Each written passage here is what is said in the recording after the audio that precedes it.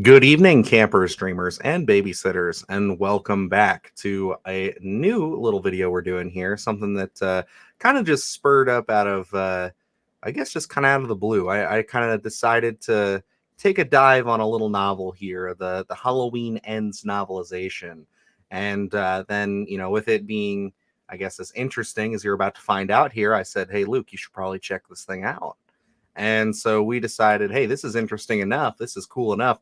Why don't we do a video about it?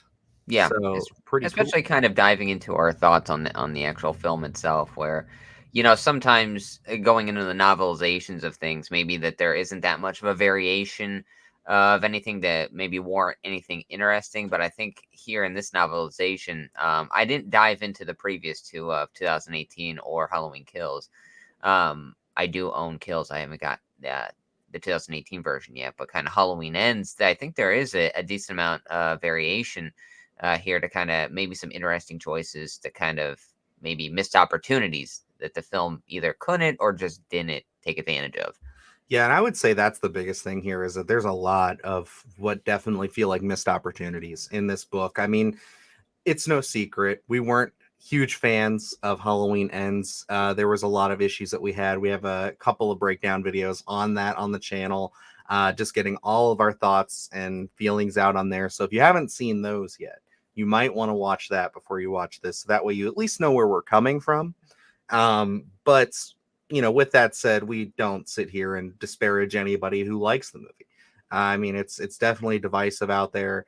Some people absolutely love it because of the risks that it takes, and I think that those risks, as just to restate, were fine. I just think that you did it in the wrong movie. I think that if this had been a bit more of a lead up, if there had been a little bit more of a wrap up to the story that we were telling before we did this, I think that it would have landed the plane much smoother, in my You opinion. know, and it kind of like listening to this book, because usually I read things. I'm a big avid reader, so I do like to take advantage of that. But obviously, knowing my situation and not being able to sit down and read a book, I did listen to the audio version of this.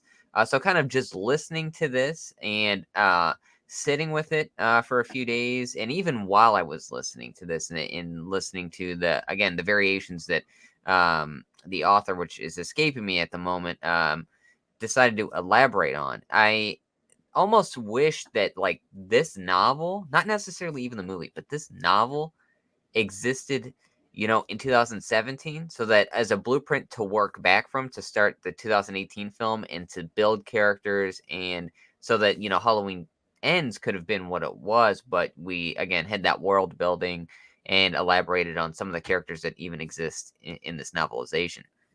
Yeah, no, and I completely agree. I think that this sets the stage a little bit nicer for the wrap up of it. It does that melding of the two stories a bit better. It's not perfect. I will go out and say that right now. Like there are still some things I do take issue with. There's just some things in this story and some kind of structural things that you can't get past. It's just what they Yeah. decided to do. It's their idea. It's how it was executed. It is what it is. But, with that said, I think that this handles it a lot better. And before we really get into the specifics here and kind of start breaking this thing down and get into more of a review format, I just wanted to state that, like, there is a luxury as a writer of a novel is the fact that you can get into so much more. You can present so much more in pages than you necessarily can in a 2.5 hour runtime if that's really where you're trying to, cap it out at. I know that this movie was only an hour 45, hour 47. Um, could it have been longer to accommodate some of this? Absolutely. Could have been a little over 2 hours, considering it's the end of the trilogy. I don't see why that wouldn't really be an issue, considering we have Wakanda Forever as of when we were recording this. That's over 2 hours. We have Babylon coming out, which is supposedly a 3 hour long movie, and then we also have James Cameron's Avatar, which again is 3.5 hours. So it's kind of one of those things where it's like, this is one of those things to me where it's like, if you can just push it over two, you can accommodate some of the things that I think helped this novelization, I would say, when it comes to the story. But they didn't. But I think that, you know, it's interesting enough. There's enough changes here. There's enough that they add to it that at least if you're sitting on the fence or you are against Halloween Ends, this stuff, if you read this book, might make it sit better for you. It might have you sit there and think, you know, hey, this is more the story I'm going to go with. And at least that's what's going to go on for me. I can say that up front after reading this, is just that, you know, I enjoyed so much of what they added. I enjoyed the character moments. Again, there are things that they wouldn't even be able to accomplish just because of who they're using. But we're going to get into that. And I think that if you are interested, if you've been on the fence about it and you don't want to know any spoilers, then pause this video and then read it and then come back to this, because we're going to get into some spoilers here. But if you are just curiosity killed the cat and you just want to know what's going on in this book, we're going to break down every bit for you. So yeah, those are my thoughts there, Luke. If you got anything you want to throw at them before we start. No, yeah, and like you talk about, maybe there's a luxury in a sense, which I do understand. Reading books and writing screenplays, which I do both, are two very unique monsters in themselves. So, like reading a book, though, the old adage, for screenwriting is show don't tell. Very different from reading a book where I don't have to show you what is that a character's bothered. I can tell you what's going on in their head for 3 pages and kind of really get in depth with it, whereas the visual medium of a movie and writing a screenplay is, you have to show that within a few seconds, and try to express the best you can. Sometimes it works, sometimes it doesn't. But that's where, like, this kind of works in the sense where I wish that Halloween Ends, the novelization, existed back when this was all being created, because then you have that time to say, okay, we can build here. We have the luxury of building on these characters so that we're working our way up without this having to be an over 2 hour runtime in itself. So it's like that's where there is a craft here that I wish was taking advantage of a little more, because I think having the novelization ready in your hand to say, okay, as we're writing the screenplay here, let's look back and see what we can do. And I'm not going to absolve the novelization to say this is a perfect masterpiece and that there's anything that's wrong that exists is in the film, but maybe some of the weak points in the novelization are because they have to tie it into the film, and we can't really go off completely in our own direction. So the novelization here is very strong, I think, compared to the film itself. So it's like, yeah, there is a luxury in a sense, but at least like reading books and then kind of jumping over to a screenplay format, I think there is a benefit there, because from the books that I read, it's I understand that show don't tell. So as I'm reading that book and I'm reading 3 pages into a character's headspace, I'm always in that mindset of how would this go? How would this work in a screenplay format? How would I show this? And that's where some of those like little nuances and the intriguing bits of where you read something on the page and I'm like, well, did you catch this? Because this means that, where it's like that stuff really pops. And it's like, that's why I think having Halloween Ends, the novelization, at your hand while you're writing the screenplay would have made the film, at least a moderately better. Absolutely.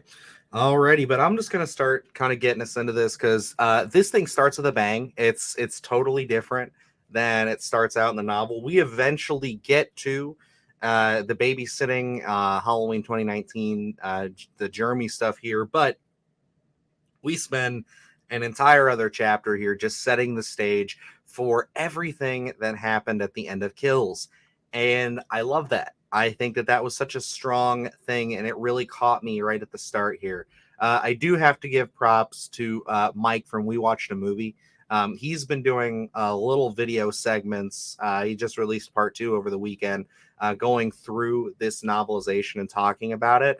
And without really, he was kind of that final push for me to kind of sit here and read it and get it out there. So it was one of those things where he had mentioned this scene. And I was like, well, I mean, if this is that different, then I might as well take a look at it. And yeah, it is completely different. It is one of those things where it's like you start off, and it is from Allison's, because I know I'm a few weeks past. Like I finished this about 2 weeks ago. You just finished it this week. So, Yeah. you know, it's from Allison's perspective, and she's sitting in an ambulance. She sees her mom up in the window. Um, some cop runs in and starts talking about how the whole mob that was going to take out Michael is dead, and that they're all just dead because they're like a couple streets over at this point. Like Yeah. that's where in my head, and I guess where the writer's head was, is where they're at.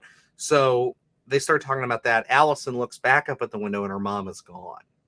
And then, as she starts building this fear up inside of her and everything, um, they just start shutting the doors to the ambulance, and all she can hear is that they found another body in the house. And she just goes completely like white. It just like kind of like just starts hearing this ringing, and the ambulance just pulls off, and you just sit with that. And I thought that would have been a really impactful way to open this Halloweenends film. I mean, if you're going to translate anything from this book, that's a really strong opening. Yeah, and kind of going into the visual medium of this, I can really see it kind of opening up with, so many people um out there after all of these events and things, and her sitting in the ambulance, and then as soon as she hears that there's another body, and they just slam the door shut, and then you do the Halloweenends kind of opening and kind of really get into it. I think that would have been an interesting way to do it, because like looking at Halloweenends, the film, yes, the opening there is jarring, it's unique, it's different.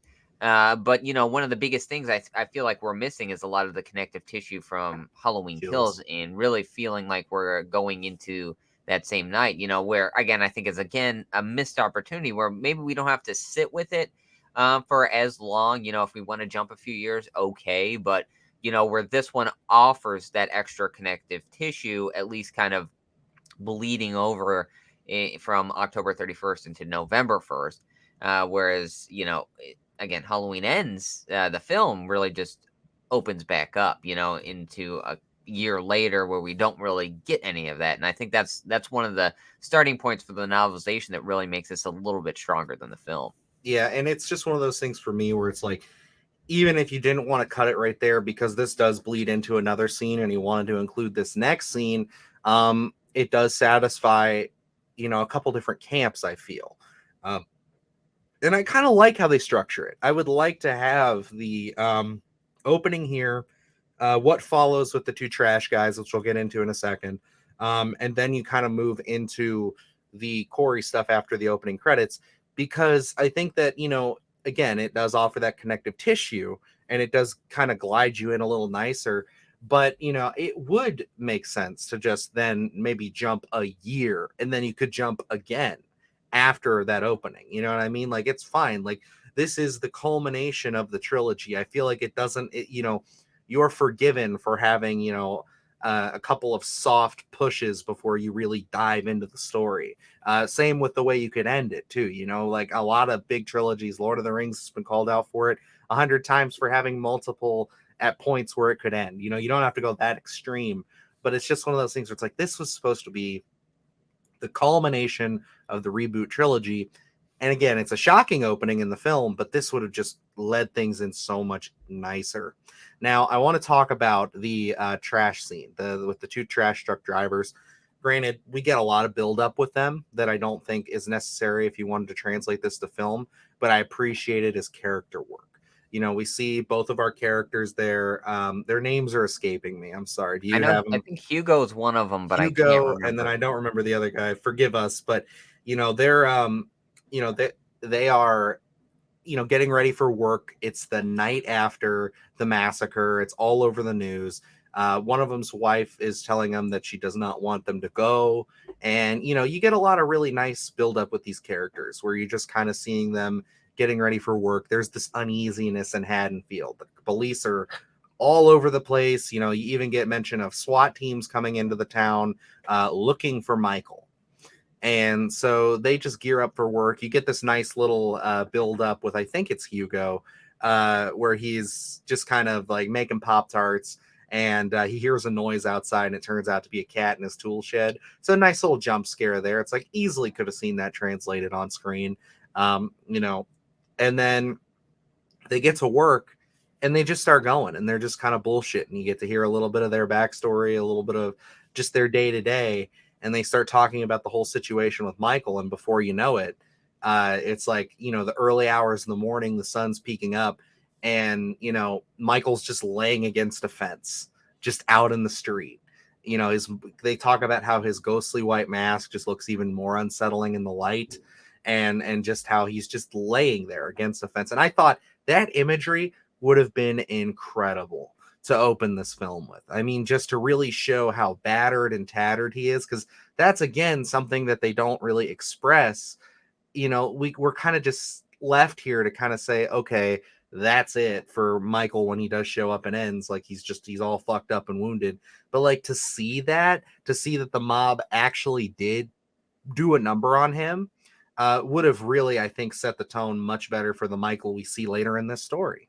Yeah, and that's where, like, this one where they really didn't take advantage of it in the film because it gets you asking those questions of, what does a Michael attack look like after he's been battered so much? Because, like, yeah, he comes back in Halloween Kills and slaughters everybody, but, those cuts are so quick that you don't really get to sit with it, and then we only see, the death of Karen, and it's so quick again, we don't really get to see the effect there, so to kinda have him sitting there battered, and not really moving that much, so it'd be, I think, an interesting dynamic, whereas in the film for Halloween Ends, we just pick up with him laying in the sewer rather than actually seeing that effect. And we'll probably go into these, what's kind of added a little bit extra, so you'll probably hear me repeat it. But like here was one of the things that really got my brain going, where what was missing in Halloween Ends. And I know the film, and that's really where, kills wise, a lot of them have to do with Corey, but then we have this team up with Corey and Michael. I think we're missing a lot of intimacy with the Michael kills that we would get, if you go back and you watch the original or the original Halloween 2, any of that stuff where you get to sit with these characters while Michael stalks them, and it's kind of just this one-on-one scenario. So as you're opening up with the sanitation workers and they're having this dialogue, you're kind of anticipating the buildup of what that Michael kill is going to look like. Whereas in the actual film itself, it's so focused on telling such a different version of the story, and a lot of the kills deal more so with Corey than Michael, that you don't really get that. And I think that's probably a big gap in why maybe Halloween Ends didn't resonate with a lot of fans, is we don't really get that one-on-one time with Michael that we're used to getting, even in 2018 in Halloween Kills, where, it's almost a big vacant spot. And I think that's where, I know there's a lot of different reasons for Halloween Ends, but I think that's a big one. Yeah, and so to get into that, you're absolutely right that we do end up with a, kind of like that official kind of kill, and it's a great kill. I think that they're both cool, because you have the one that's more stalky, where to kind of set the stage for you guys who haven't read it, only one of the trash truck drivers sees Michael initially, and then when the other one comes back around, Michael's gone. He was laying Which against the fence, and now what a he's great gone. visual that would be. It would have been, because then you don't know. They kind of play it as, the way they play it in the book is like, is he just too nervous? Is he just making this shit up in his head? Kind of stuff. Because you got to remember, this town has been massacred. It has been rocked. So, and we are mere hours after that, and this man is still on the loose. And, So it's like, and with those characters, a lot of the conversation involves directly Michael Myers. So there is this mhm. already thought in their head of, maybe they're not directly speaking in conversation, but we know that that's constantly in their head. Yeah, and so what ends up happening is one of them goes around to, just collect the trash and do his thing, and he doesn't come back to the cab. So our main guy, I think it's Hugo, is the one who ends up sitting in the cab, and he goes back with a trash poker, just this big metal rod, and he goes back there to kind of find his buddy, and he's just gone. He has no idea where he's at. And then Michael comes right around the corner from the trash can, or the trash truck, and then it kind of dawns on Hugo that his partner has been smashed into the actual trash truck when he was crushing the trash before he walked back there, which is just also just such a cool visual.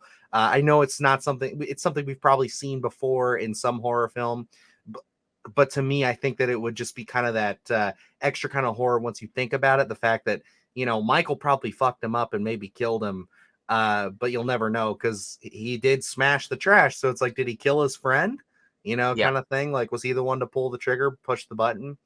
Either way, Michael attacks this man, but he doesn't do it right away. He sits there and stares at him, and you could tell that it could be a thing where Michael is very much he's very fucked. Like, he's beat up. He's in a bad way. And I think that would have set the stage so much better for the kind of Michael we see later on in the film, and it really works for the Michael they kind of portray in this book.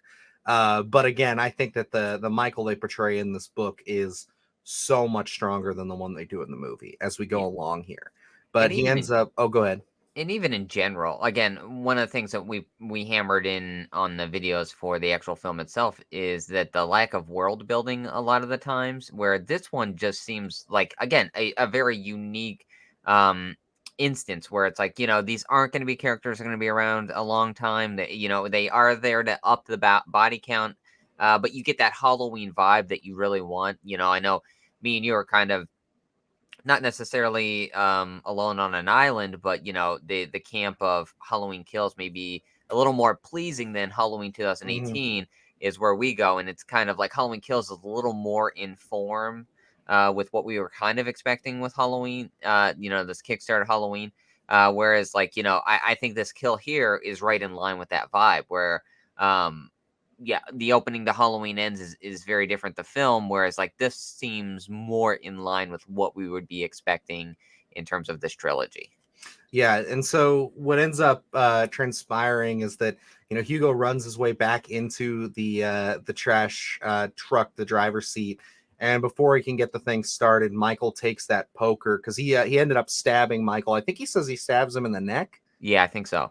He stabs Michael in the neck, and then Michael, he leaves him with the poker, and you don't even see Michael, but you just see him get in. I could see how they would film this visually, just from behind or in front of the truck. He's sitting there trying to start it, and then boom, the trash thing goes right into the side of his head, and you just see his eyes twitching as he's just dying. They do a really great descriptive kind of leading that imagery in your mind of exactly what's going on, and it's a really brutal kill.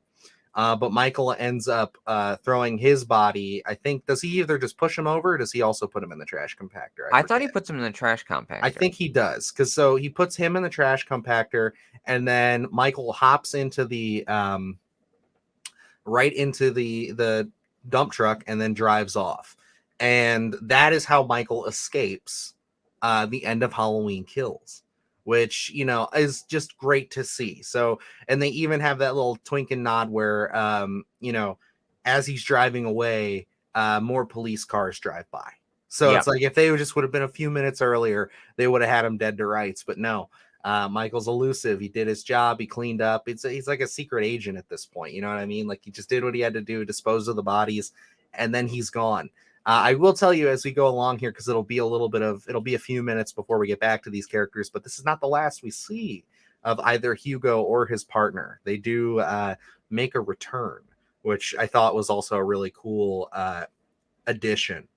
But yeah, that's the opening. So, like, in my mind, you start the music right there, and then you cut into Halloweenends. You have the pumpkin opening, and then we move into the Corey stuff, which again is not that big of a difference from the film. There's maybe some dialogue changes here and there, a little bit more of a conversation between Corey.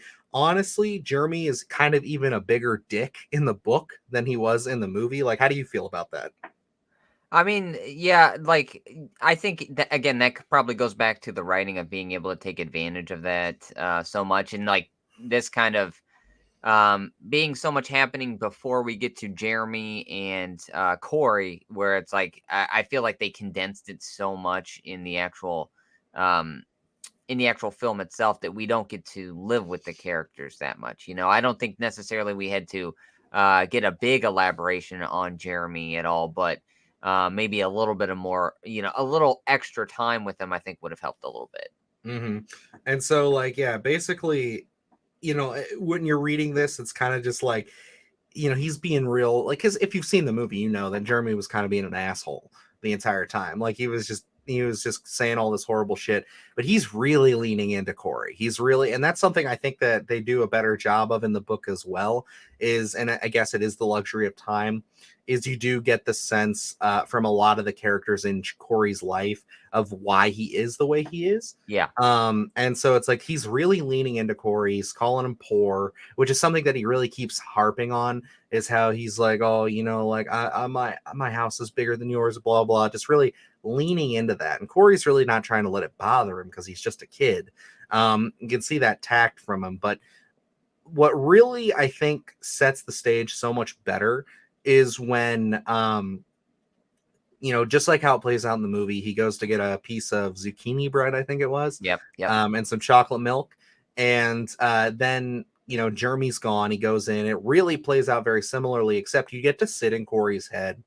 And, you know, that was the thing that you were saying is like, you know, you kind of you get that luxury of getting to sit in their heads and understand their thoughts and their thought process as this stuff is going on and how you translate it on film. Because one of my big complaints in the movie was just like, if he knows when Jeremy locks Corey in that room in the attic and he's freaking out and he's kicking the door, if he knows that it's Jeremy playing a prank on him, why are you flipping out like that? Yeah. Why are you so angry?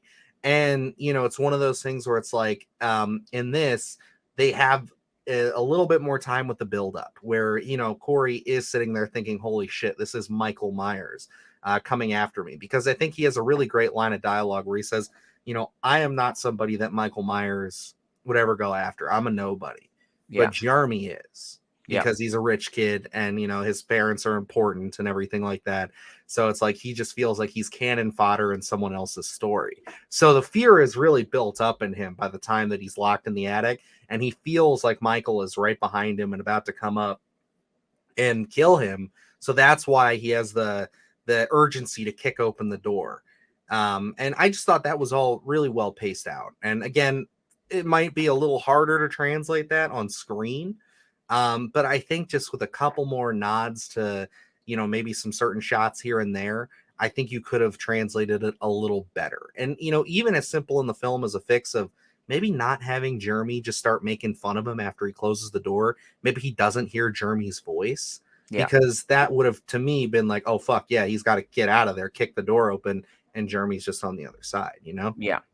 And kind of my takeaway from that, like as you were talking about, Jeremy being kind of like this bigger dick, and in the film we kind of be, and we'll dive into it because this is another change in the novelization, but where they dive into a little more of Jeremy's backstory and the relationship with his mother and all this stuff, and kind of in the film where they don't really do that much, and you're kind of left questioning, you know, uh, why is why is Corey this way? Okay, And yeah. So Corey, I was confused for a second. You did said I say Jeremy's Jeremy? backstory. Yeah, Okay. no, but I get what you're Um, saying. We dive into Corey's backstory, which you can bring that up right now too, because they kind of it's the next chapter. So to kind of keep us at a brisk pace, go ahead and yeah. talk about all that as well. So they So they really give you a deeper dive into Corey's home life with his mother and kind of her backstory as well, which is very unique in terms of that part would have probably been just a novelization point where it's like I don't think you could have really dove into that in any case, if but it was a series, maybe you spend yeah, a quarter of an episode on it. But yeah, yeah. no.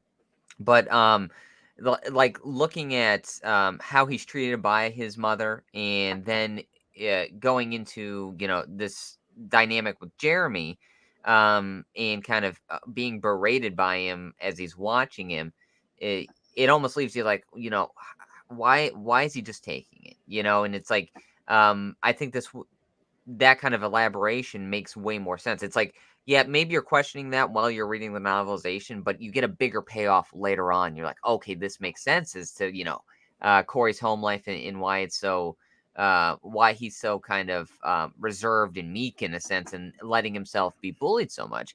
And, again, we're jumping all over the place, but one of the things that me and you kind of talked about previously, uh, were the kind of the houses being put up for sale and kind of these for sale signs.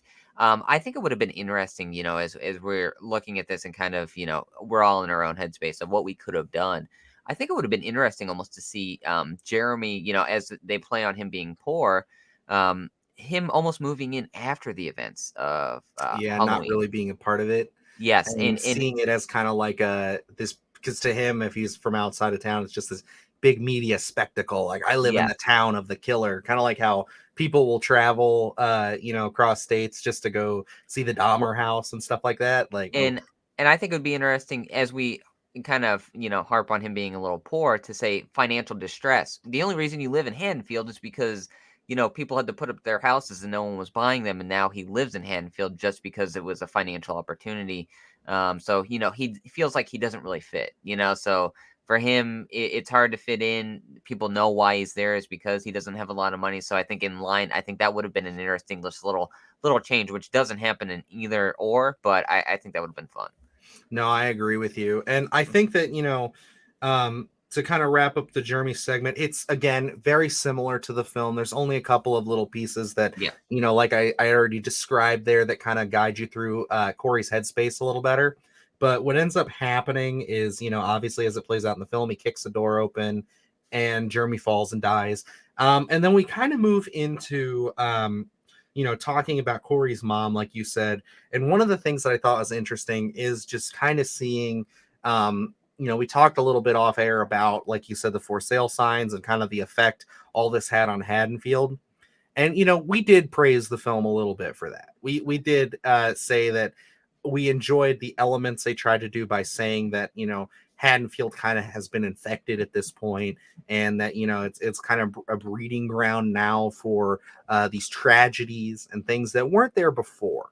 Um, Almost like Michael's essence is kind of bleeding through everything. And it's even played up even better in this. And, there are some characters who are just pure evil, and that's Corey's mom. She was not, it's not like a thing with her where the town had any kind of hold on her. She didn't grow up in Haddonfield. And one of the things they talk about is how Corey's mom, as a young girl, at one point, because she wanted all her parents' attention, I think she said she was one of what, like 5 or 6 kids. I think it was 5, but I don't know Yeah. 100%. So the youngest brother, she ends up being responsible for his demise. And again, this is something that we both agree probably couldn't get into in any adaptation unless it was like a longer form series or something. Yeah. But like she, has a baby brother there that is just getting all the attention and she can't stand it. And he likes to kick things and push himself off of stuff. So she pushes his high chair a little closer to the table and she walks out of the room, and the baby kicks himself off and ends up cracking his skull open, and she's responsible for his death. And then she's kind of detached from her family after that. She leaves and moves on and then has Corey, and she just describes it as like she's kind of a psychotic narcissist in a Yeah. way, because she has her husband with, like, she has her son with Corey, and then she pushes her husband away because she has Corey now and she doesn't want her husband anymore. So she pushes him out of Corey's life, and then she kind of just keeps all of her time and energy in just controlling and manipulating Corey. And it, Yeah. it does lead into kind of that dynamic that they have, and kind of why Corey is the way he is, why he's so meek and fragile, because she's telling him that he's sick when he's not, and doing all these roundabout things that just fuck him up as he's growing up. And could we see shades of that a little deeper? Sure.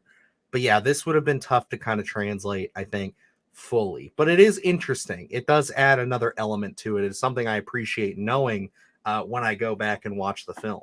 Yeah. And as we talk about this, again, this does not appear, but as we talk about it, and you're like, oh, this could change and that could change, and so this doesn't appear. But I think it would be also interesting in terms of what I had brought up of kind of that financial opportunity of they're poor, so they move to Haddonfield. I think it could be interesting in terms of trying to intertwine that story just maybe ever so lightly.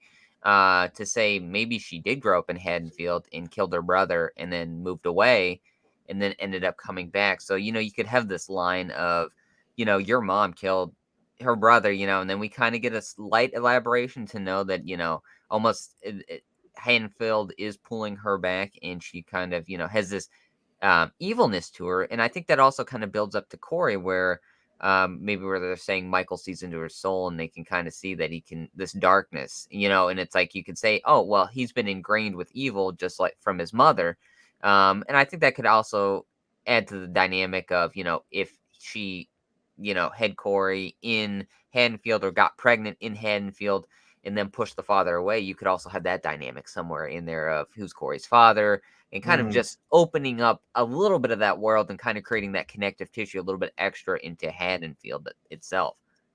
Yeah, it's like there is a lot of opportunity there. Again, I think that this is, I think we both agree that some of this is tough to kind of get out there just in any visual medium, but this is Yeah, kind of the luxury of, being able to read this stuff, and kind of why I think that, I haven't been the biggest person on novelizations of films, but this has done a lot for me. I think when we yeah, get into our final thoughts, like I will praise this quite a bit, because this is one of those things where it's like, I didn't know that I wanted this. I didn't know that I needed it. But now that I've read it, it's kind of one of those things where it's like, I can't really look at the story any differently when it comes to Corey's mom and his upbringing. yeah. And I do like it. And these novelizations add so much to, even being in an alternate universe, I guess maybe lets you live with the film a little bit easier. Where, it kills me that there are so many horror novelizations out there that are just so expensive nowadays, because I want to get my hands on those just to see what they entail. But it's like, I'm getting into them after the fact, so it's kind of like, oh no, they're out of print and they're hundreds of dollars, and it'll be hard to actually build a collection on those. So it's like, now I'm trying to take at least a minor advantage of that, to it's like, I better pick up these Halloween novelizations now, and maybe a couple of other things, to see what the variations are here, because it's fun to see these authors put an extra spin on some of these films. Yeah, and I do have a little something for you when we get off air that might, give you some hope there. I discovered something, but I don't want to give it away because we might be using that quite a bit. Oh, perfect. So anyway, I know some of you guys who are like, "Oh, I want to listen to that or something, or I want to read that." You're going to be begging for it, but I will get there. But yeah, to kind of pull us away from all of that, I'll just go over it kind of briefly. They do start diving into the Lindsay and Corey and Allison stuff a little bit more, or not Corey, Lori and Allison stuff a little bit Yeah. more here as we kind of go through. This is a bigger section where, you know, there are, it's different. There are a lot of differences, but it's not something that, I want to harp on too long to just sell the book to you guys, because it's one of those things where it's like, we just kind of get more into the headspace of, where Lori was. One of the things I like is that they said that, at the end of Kills, just like you saw in the extended cut, Lori walks out of the hospital and she goes on a manhunt. She goes out looking for Michael, hunting him down. And that goes on for, I want to say a better part of a year and a half, I think is what they describe it as. Yeah. Um, of her, going down the rabbit hole. She is down in the deep end when she can't find him, and it's really turning up like nothing, and people are starting to move on around her. She starts drinking heavily. She's becoming a burden on not only Lindsay but Allison too. Allison's trying to process the whole grief of losing her parents and everything. She finds solace in Doug, who we only saw a little bit of. We understood that they had a relationship, but we didn't know to what extent, at what point. And I thought the personification of Doug was done so much better in this Yes. book, because he actually does seem like a genuine human being in this. Because, like, the way they describe it is that, Allison even self admits that she kind of leached off of Doug Yep. after the whole, thing, which is very human and very, I think that that's a very ballsy kind of personification to give to a character like Allison, who's kind of this, uh, personification of good in a lot of ways in the films. And, she's kind of the antithesis of Michael, and kind of like the Laurie Jr. in a way, as to where Laurie has even kind of muddled herself a little bit in these newer films. But she, it just ends up going through her grieving process on Doug's couch, essentially. He was one of the first people to show up to the scene at the house, at the when her mom was killed, and they strike up a relationship, and she stays with him because she felt protected, she Yep. felt safe. And I think that's a very human point, and I think that that's a very cool way to tell it. And I like the way that they write Doug, in the sense that he's like, hey, you don't have to like me as much as I like you. I just want you to know that you'll be okay and you'll be safe. Because you can tell he really he really likes Allison, Yeah. and she's not as into him. But she's willing to let this go and let this try on, until she just finally has to say, "Hey, I got to move on." And I think one of the biggest things that I enjoyed about how they went about saying that was that, you know, she saw Doug as a way out from all that stuff from that night until she didn't. She lived with him and stayed with him for so long, and the grief and everything, and the waking up to the night terrors, that suddenly she only saw Doug for that when she started to get better. Yeah. And it pulled her right back in. So that's why she had to go. So I think it's a little tragic. I mean, Doug is not perfect. Like we get later on in the story, he does, he does turn into a bit of an asshole. But it is one of those things where it's like it's nice to see a little bit more of a human being from this character, and not such a, hey, you didn't call me, why didn't you call me, Allison, please call me, you know what I mean, because it's all he did in the movie. So it's Yeah. like, And that's where it's like, I guess in the film, he's more portrayed as like this one note minor antagonist that we don't really get to see too much from. He comes off very unlikable in mhm. most sense in the film. So you don't really feel that much for when, he's taken out by Michael and Corey. Whereas in the novelization, again, they give you a context there where maybe he's a dick, but there's kind of more of a context to maybe why he's a dick, or why we find him a little unlikable. And I think maybe this could have at least not necessarily diving too deep in the rabbit hole, but you could have had Allison moving out of his house and kind of maybe a extra scene of dialogue between the two, and knowing the circumstances. But again, I don't know the context in the order. I'm assuming the novelization happened after the film because it relies heavily on the film, so you kind of have to pull from that. Whereas the film wasn't interested, I think, in kind of giving him that context. I think they just wanted that extra death there, and you don't really get anything. So again, you don't really care that much. I mean, it's an interesting scene building up to his death, but the death itself doesn't really add too much to the actual story. So I think again another missed opportunity where you could have world build a little bit more, because I think one of the big travesties here is um, and again, I know they wanted to do something different, but kind of negating a lot of the fallout from Halloween Kills and just moving into a completely different story. Whereas we get that here, kind of the residual effects that are still Laurie's dealing with, Allison's dealing with, and kind of giving Allison that extra dynamic of, hey, this is a human being. This isn't the do-gooder or heroine, throughout this film. She's dealing with a lot too, the death of her parents, and kind of adjusting with Laurie, where before she was kind of a big Laurie supporter, but as you get closer and closer together, maybe not everything's perfect in their world. They're getting on each other's nerves, and they don't like each other as much. And I think that kind of really shows these shades of gray that maybe sometimes we're missing, especially in the portrayal of Allison. Absolutely. And, to kind of move us along here, I do want to touch a little bit. I think it's important that we touch a little bit more on the Lori stuff too, of what was going on here. And then as we go along, we'll move through this a little faster. It's just one of those things where it's like the opening half of this book, other than the Jeremy stuff, it does add so much more to the setup Yeah. here. But one of the things that I, appreciated about the Lori stuff is we not only hear about and kind of get a little bit of detail about her reign of terror, where she's going after Michael, berating the police, doing all that, but then we see what happens when nothing is turned up after, a year or so. And she's, basically at her breaking point where she's calling Allison like every night, drunk, just saying, oh, he's out there and he's out there. And Allison is basically at the point where she's like, I'm going to cut my grandmother off now because she can't, move on, which I mean, she understands to some point, but she knows that like if she's ever going to move on, she can't do this, Yeah. It's really a hard relationship for them, and it's tough to hear. But then she finally has a breaking point one night where she strips down naked, she's drinking, I think she end up cutting herself on accident. Yeah, I think so. Yep. Yeah, with some glass or something, very Apocalypse Now style. And then she just ends up kind of waking up from all that, finding her mess and everything, and she calls Lindsay, and then she goes and gets therapy and she gets help, which is something that I feel like, again, we kind of needed to see, because it is a little jarring to have Lori walking out of the hospital, or even just realizing that her daughter is dead, whichever version of kills you follow out of, and now she's baking pumpkin pies and things like that Yes. and trying to celebrate Halloween.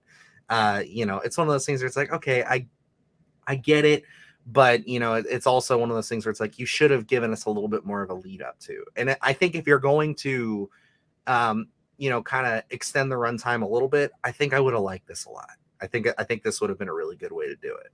Yeah, especially like kind of like therapy sessions and things like that, where again, one of the big travesties is not showing those residual effects. Where Lori's just really, we're supposed to assume she's just getting over everything. I think interesting thing to add in were just a few scenes of her going through therapy and maybe discussing what she should be working on and trying to apply that stuff to the real world, and you may be still struggling um to live her life. And I think, I wasn't a big fan of the portrayal of Lori in 2018 and, a lot of comparisons to Sarah Connor and everything. I don't know necessarily, how much that would have actually happened as a realization. So, this kind of going to therapy, trying to apply that stuff, trying to move through everything the best you can, I think would have been a little more accurate and probably, at least personal preference, a little more the Lori that I would have liked. Yeah. And so, we'll get more into Lori as we go along. There's a couple of really key scenes I want to bring up as flashbacks with her. Okay, yeah, because there was one thing that I don't know if we're gonna touch on. I can't remember exactly where it appears, but Allison going through her like little memory box. That's towards the mid to end of the book. Okay, we'll go through that because I think that's very interesting. Yeah, I do have notes of that. So, what ends up coming up next, and then we're going to kind of spitball a couple things here to get to another big section, but is and this can honestly be wrapped up in it because it's not that big, but I love the tension and the atmosphere they built here. Was we get to that sequence where Allison is stopped by Doug on the bridge, Yeah, and she is talking to him, waiting for him to come up to. Well, she's waiting for him to come up to the car, and she ends up looking off into the field just under that, just past the bridge there, looking out, thinking about if she just got out of Haddonfield, where would she go? And then she sees a shape. yeah, And I thought that was beautifully descripted and brought to your mind. It added to that tension and really got me excited. It did send a chill up my spine the way they described it, of her not really being able to tell who or what it is, but yeah, she thinks it's a man out there walking into the field. And I think that it's the homeless guy we're going to talk about here pretty soon. But I think it is also one of those things where it's like you can never really tell, because it's like the way they describe it, it very much could have just been Michael walking out there. And I love that that permeates and still lives within these characters. They all describe it. They all have moments where they think they see him, but it's not. It really leans into that trauma aspect of all that shared trauma. yeah. And this is one of the best setups for it. And then the scene basically plays out like the movie where her and Doug talk and stuff like that. And as she's driving there, as we talked a little bit earlier about people putting their houses up for sale and all this stuff, and Haddonfield kind of changing. I think as I was listening to that scene, I would have been like, how effective would it have been if Allison's driving through Haddonfield and we're just seeing for sale signs as she's driving through, to know that there is a change here. A lot of people don't want to live here. Maybe some houses are run down, and Allison maybe even seeing the shape in one of the windows, as because what had happened to her mother and things, and kind of never really being able to get past that. Just I think that would have been so effective visually, and to kind of really set the tone for where Haddonfield is now. Absolutely. And so then we kind of start moving into just kind of setting more of the stage for where Allison is career wise. We get a nice little cameo from Julian, who a character I gave a lot of shit in 2018. Not anything against the actor or the kid that it was written. It was just one of those things where the humor to me really deflated that sequence. And we don't have to get into that. We have a nearly 3 hour long podcast discussing both those films. So but I thought that was nice. I thought that it was cool to have these characters show up, because he shows up at the end as a part of the mob, but it's like he doesn't do anything after that. But to Yeah, have him show up for even just a minute before all this breaks out would have been really cool. And they do add that elements of Allison pulls a spider out of his ear, Yeah. And did you notice that there's a lot of references to spiders in this book? I didn't pay attention that much, to be honest. Dude, like they bring up spiders so often. Like so many characters see spiders, interact with them. It's just I wonder what they're trying to imply there. Yeah. And it's one of those things where it's like it does make me want to go through and try to see if I can connect some tissue to it, or even just talk to the writer himself just to see what's going on with that. Because I feel like if you had this scene, that's fine and all, but then they mention it like 3 or 4 more times that there's spiders. So I'm just wondering what's going on. Maybe he just has a fear of spiders. There we go. Um, Arachnophobia. yes, but then we kind of start talking about Dr. Mathis a little bit here. And again, I kind of like how they portray him a little more in this. I mean, he's an asshole in the film, but it's But just kind of one like note. he's just a rich prick. But Yeah. for this, you kind of get to really dive into his greasiness, and I love the way they do it. Is talking about, they connect the tissue again from kills, where the nurse and the doctor character who were killed, the nurse who got shot with the Desert Eagle and Yep. everything, and everybody makes fun of that kill, and her husband, they get killed. They worked for him, and he uses their tragedy and the fact that they got killed down the street from his house. He writes a fucking book about it, and he writes a book about his near brush with death with Michael Myers. And so he's like this local celebrity, and everybody likes to come to his office because he wrote this book and everything. And he kind of dives into the whole he's like, oh, I know what makes Michael tick. And he talks about how, he's like, oh, Michael likes to kill women because he wanted to have sex with his mom or his sister and stuff like that. And he's really just, doing all that greasy bullshit Dr. Oz stuff that, you see all the time when people talk about serial killers or anything in the media.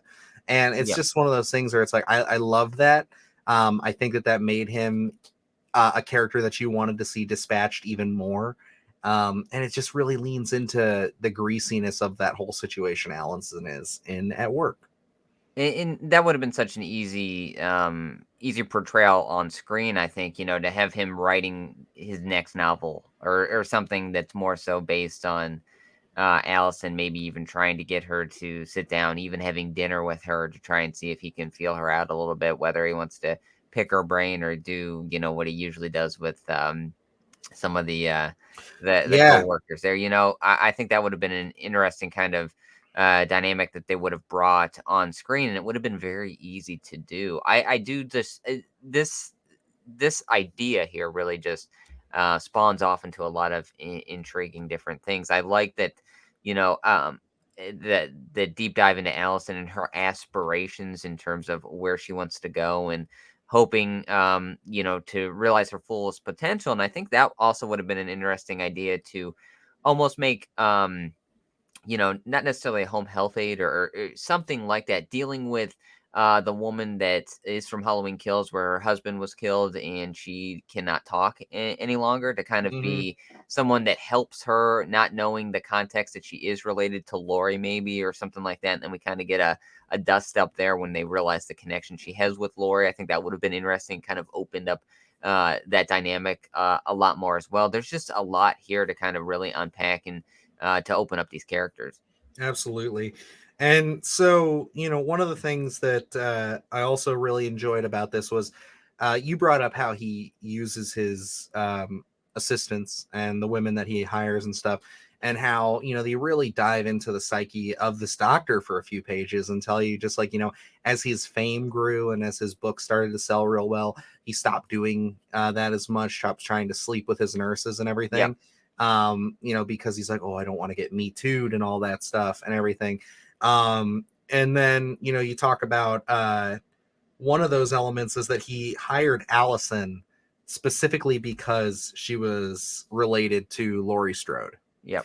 And his hope was to try to get her involved into a follow-up novel where he dives into the Strode family and their connection to Michael and all this stuff. And Allison was clearly not about it. She talks many times about wanting to leave the job, but she just knows that this is the kind of the only place that would hire her when she got out of school. Um, to do this kind of nursing in town, and she would need to go somewhere completely different just to even have a shot. And so she's kind of just trying to stick it out and hoping for this promotion, which they do talk about in the film. But I mean, like in this, you could just see the toxicity of the workplace Yeah. so much clearer. And again, it just adds and permeates to that Haddonfield is gross. Haddonfield has a lot of skeletons in its closet. And I love kind of how it just, again, transpires through all of these characters and just how you're able to kind of see that as we go along.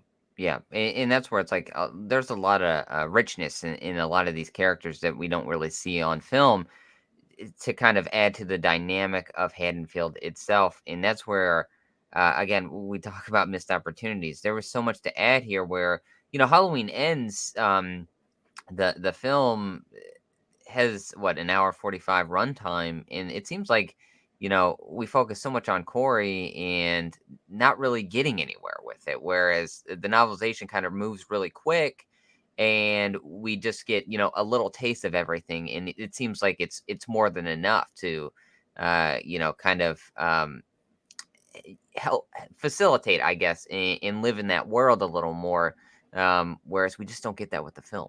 Yeah, and then that's going to bring us into the radio DJ. What was his name again? He says Oh, it so many damn times in the movie and so my many times, but gosh, I I'm don't totally remember either. forgetting as well. Because he's got a big show, and I'm forgetting what he's called Yeah, offhand. he's a dickhead. But anyway, they get into him a little bit more, and I know that this stuck out to you when I talked to you briefly. If you want to lead us into it, him talking about how he went basically from job to job until he landed in Haddonfield.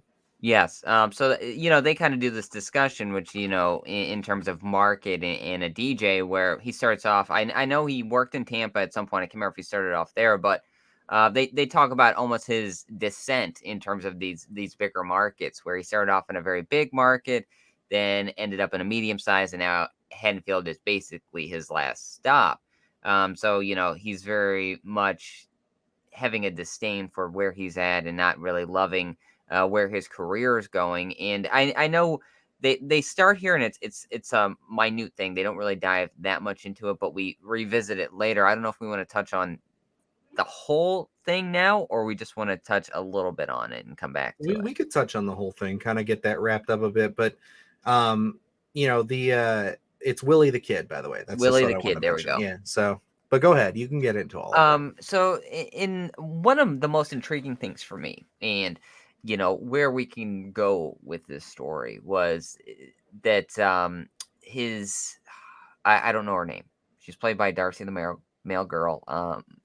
In the Yeah, Is it Susan maybe? maybe I didn't write it down either, but Anyway, they have this more so elaborate dynamic between the two in terms of where she wanted to be with the radio station and where she thought she was going to be, and it's been, I don't know, 6 years or something like that. And she's really been regulated to the assistant role in terms of picking up Willie the Kid's um, Chinese food and everything, and not being happy in her career. And they mentioned that Willie the Kid had this idea that it was going to be more so War of the World style, idea going through maybe Michael Myers is back. And this really got my brain going. I don't know where you were with Dylan with this one, but in terms of like kind of what we could have done with Halloween Ends and elaborate a little more, I really would have thought it would be intriguing. And I'm going to meld a couple things here. So okay. I know we're going to come back to them, but I think it would have been very intriguing. We already have Michael here. We have Corey stealing Michael's mask, and eventually we'll have Michael, out and about without his mask. Which again, we don't see that in the film at all, but we'll put a pin in that one. What I think would have been very interesting here is almost to steal a page out of maybe Halloween 4 and maybe to an extent Halloween Resurrection. And if Willie the Kid formulated this War of the Worlds kind of Michael Myers is back and paying people to dress up like Michael and almost overtake Haddonfield to terrorize it, and he could report on it, and this would be like his masterpiece to get me back into the big markets, and everyone's going to talk about this. I think would have been interesting to have Corey with a mask, a bunch of doppelgangers with a mask, and Michael being the only one without a mask in Haddonfield at that time. I think that could have opened up this very interesting dynamic of maybe they terrorize Lori. People are seeing them throughout the town, going into Halloween, and even Lori potentially shooting one of them and then having to deal with she shot a person, and kind of bringing them back that PTSD of second guessing herself if Michael is there, is he not there. I think this could have been a very interesting dynamic in terms of that Halloween night. No, I love that. I really like the comparison in the book here, the War of the Worlds thing, the Orson Welles stuff, and just like kind of how, he was so dead set on getting his mojo back in a sense and trying to get Yeah. back on the scene, and how they really use that. And it's like it is again another example of just the grossness of Haddonfield right now too, because where I'm going to jump off after we talk about this is just kind of how deeply he is kind of twisting the knife into this Michael stuff, Yes. and how he's just riding it to its absolute wit's end. But no, I think that would have been really cool. I think again, if we could have had a series, if this was a series to put into, on film, that would have been some really cool stuff to see, where it's just like the one of the final episodes, maybe like the third episode before the end. This whole master plan starts to take place, and we see these multiple Michaels and everything. And it would have been a great callback to Halloween 4. I know we've criticized these movies about their incessant callbacks, but at this point, it was one of those things where, this film, I think we both went into it knowing kind of what was going to happen, as far as just like there's going to be a lot of callbacks. There's going to be this. It's not going to be what we wanted out of it, but we had accepted it at that point. Yeah. And then it just went wildly in a different direction. But yeah, no, I think that would have been really cool. And I think that I like the personification of Willie the Kid in this book again, even more, because you do get into his head. You get to see what he's about a little more. It's not just the annoying radio DJ who then, says some not so nice things to Allison and Corey Yeah. when they end up in front of his radio station one night. And you So get it's that like, motivation as to why he's angry as well, and get into that mhm. headspace. And I do love the dynamic between him and I think her name's Susan, but don't quote me on that. But Darcy the you, Mail Girl. yes, her going to pick up his Chinese food, I think that would have been interesting. And they don't do this in the novelization, but for her to go back to the radio station, maybe she meets Michael before that, and kind of we have another intimate kill with Michael. But even then, they do an interesting. I mean, we don't even really see it that much in the actual film itself, but there we elaborate on that kill as well. So I think the whole radio DJ's done tremendously. Head and shoulders above what we see in the actual film. I agree. Alrighty, but we're going to kind of get into another element to this Willie the Kid stuff, and then we're going to kind of wrap up this. This is going to be our part 1 of this. It just kind of seems like this is quite a lot. We don't want to keep you guys here for like a 3-hour long video, so we'll just release this as a part 1, and then we'll do a part 2 and maybe a 3 to follow up. But the last segment here, I think, is one of the more interesting segments. It's one that I did write quite a bit of notes on. Was that Willie the Kid in this same scene is talked about how he has gotten a hold of some tapes, specifically audio recordings of sessions with Dr. Loomis. And I love it. I love all of this. So it's just like he starts playing them on the air and really starts diving deep into, Dr. Loomis's head on the stuff that he experienced with Michael post 1978. So one of those elements was that at one point Michael had escaped again, but not necessarily escaped Smith's Grove, but he escaped his room. Yeah. And they the whole place was looking for him. They were tearing the place up left or right, looking for him. And even in places they thought they'd already checked or had already checked, they end up finding him in a room with a sheet that was tailored and wrapped around his face to kind of give him that element of the white mask. And I love that. I love that imagery. If you are reading or if you've checked out Taking Shape 2, there is another story that does something very similar with that. It's something I might be diving into in the future here. But it is one of those things where it's like that element of fashioning a homemade mask out of just a white sheet. I think that's really creepy imagery. And I think that would have played really well here. But like, that's the kind of stuff that I absolutely fucking adore about this novelization, is just that, because I will say it up front, this is not the only time that we dive in with Loomis. Yeah. And unfortunately, that is something that I don't think even they were ever going to be able to do as far as transpiring into film. I mean, we had that quick shot in, the flashback in Halloween Kills, which is great, but like to kind of prolong that would have been tough. Maybe the audio clips here could have been done, but to show any visual medium would have been downright impossible. So it's like I'm not going to knock them for that. But like this is just some of that stuff that I absolutely love. That connective tissue to 1978, getting more Loomis in there, getting his message out there that he knew about this. He knew all about this for so long. And, it was just one of those things where it was never taken seriously. Yep. And I absolutely adore this sequence. It's one of my favorites in this entire book of just, again, hearing what Michael was up to uh, in between the events of 1978 and 2018, because that's Yeah. a long, large gap of time. And we get to see a lot more of it as the book goes on. And and they kind of take advantage of the audio even in 2018, where there's a little bit of Dr. Loomis there at the very beginning. I think that would have been interesting just to do the audio clips throughout, like, as the presentation of Willie the Kid's show that we're just hearing, as we're going through different scenes, and those are kind of the lead-ins. I think that would have been just a great way to kind of intertwine Dr. Loomis as well, and then even going into this War of the Worlds kind of um, spectacle that Willie the Kid could have planned, even almost impersonating, because a lot of people wouldn't have even known who Dr. Loomis was, to start impersonating tapes as well, and just kind of really going off the handle with it. I think would have been interesting. Just bringing that dynamic into Halloween Ends, because yeah, do we even get any Dr. Loomis references at all in Halloween Ends? I can't No, remember. Yeah, we don't. it's very much its own contained film, which is odd when he's such a big part, of the dynamic of Michael. And to even, k kind of talk about, Michael, and that's one of the things where I've had a problem with in terms of 2018, where, he was instantly caught and then just stoic for how many years, and there is nothing else there. I think, one of the another missed opportunity is kind of going through his tenure at Smith's Grove after he was caught, if that's the route you're going to go, and kind of hearing those stories and knowing that there is some sort of evil force inside of him. Kind of elaborate that on a little more, instead of just saying nope, he was just sitting around for decades upon decades.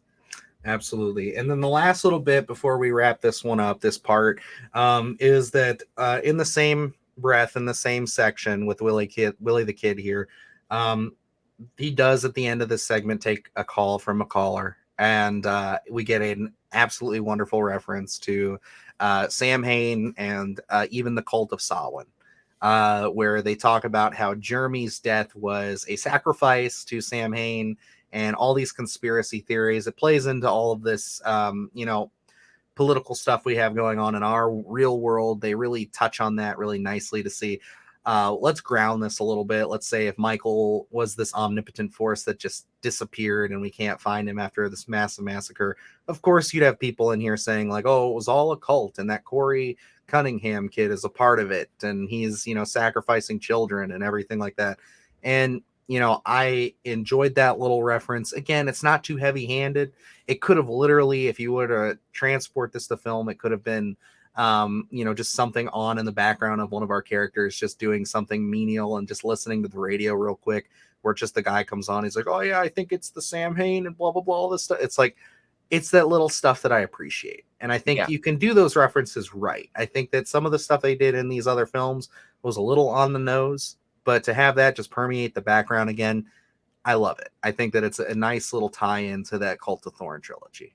And I think that could have been a great way to establish, I guess, the offness of Haddonfield as well, where you're just getting these increasingly bothered and off the wall calls about conspiracy theories and what exactly happened in Michael's back, and all these different things, and even even making one of the callers an actual character in the film, and elaborating a little bit more on the backstory there, and kind of almost you know, we'll get into more of it, but almost tribute to Michael, or summoning of Michael and things like that, where you could really get into just the dynamic. I mean, because being a radio DJ, you come across a lot who want to make conversation or spout sense. And again, we didn't really that with Willie the Kid or take advantage of any of this stuff. No, I agree with you. But alrighty, guys, that's going to end part one of this novelization breakdown. Quite a bit to talk about in just this first part. Again, if you guys are interested in this, if this has hopefully kind of urged you to kind of want to check out the book, I definitely recommend it so far. In part two and possibly part three, I think we might be able to wrap this up in two parts. We're going to feel that out a little bit, but we'll also end it with kind of our thoughts and praises and just in general our recommendations of the book. And I think that this is a really smart novelization. It's a lot of fun. It adds so much more to a movie that we were very critical on, and it's honestly kind of saved I would say this trilogy for me in a sense, because you get so much more with it. And I think that the discussion between, you can tell more in a book than you can translate to a film is going to definitely permeate the rest of this next chapter or this next part of what we record, because as we get a little deeper into it, there's so much more that happens, and there's so many interesting and different changes that they make in this book via what they do in the film. And I think when we kick off part two, the segment that we're about to get in is one of the best elements that they added. Yeah. And I can't wait to talk about it. And that's where it's like, just in the parts that we've covered now, we're just talking about how they've opened up Haddonfield and all these different characters, and gave us the tissues that we needed to make this feel like a legitimate story that we don't really get into to the film. And I mean, that's just going to keep going and going when we dive into our next segment or next part of this, because it just makes Haddonfield feel that much more alive. All the context that we don't really get anywhere else in knowing these backstories and how they all intertwine. And this stuff has just done a tremendous job of showing us what we had talked about and making Haddonfield feel off, and kind of the distasteful underbelly of how great a town can be and how really it's not. So all the inner workings that are happening here, and all these characters that are living here really adds so much extra to bringing Michael in here, and again, that Corey storyline. I agree. But alrighty, guys, it's going to wrap us up here for the Halloweenends novelization breakdown part one. So meet us back here in a few days for part two, where we'll go through, a little bit more of the novel. Hopefully we can wrap it up in two parts. It could be three. We'll find out. We're just taking this journey together. This is our first time ever doing something like this on the channel. But again, I think it was quite a bit of fun. I enjoyed reading the book, and I can't wait till we dive into our next section, because that's going to be really crazy and a lot of fun. But other than that, you guys can check us out on our social media at SplattercastPod on Instagram, Twitter, and TikTok, as well as follow up with us on the channel, where we got some great videos coming to you. No Sunday Scaries this past week, but that is because we are revamping it. So it will be back next week with a couple of changes. So if you're interested in horror movie news, follow up with us on there. But yeah, other than that, guys, that's going to wrap us up here for part one. So until next time, I am Dylan Newell. And I'm Luke Janesco. And remember, stay scared.